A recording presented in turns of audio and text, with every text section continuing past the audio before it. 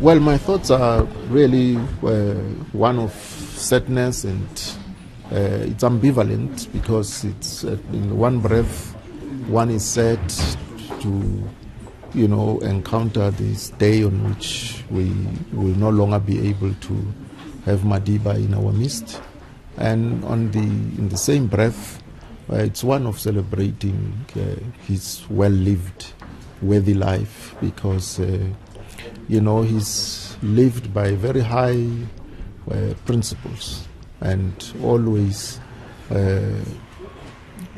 was committed to those principles regardless of the circumstances.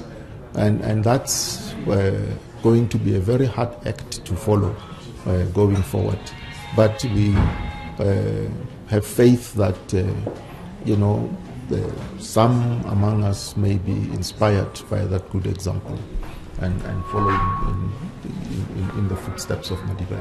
What were your impressions the first day you met him? Well, we met under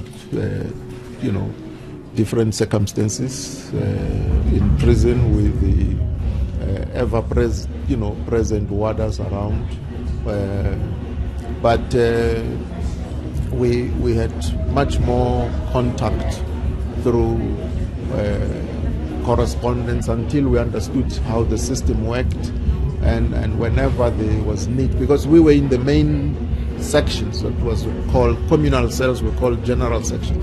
They were in a single cell section in B section, and so because they had already established structures of the organization, whenever there was need for consultation, they would create some work in their section, either a plumber or a carpenter would be required, or a painter, and so we always had that way of coming together.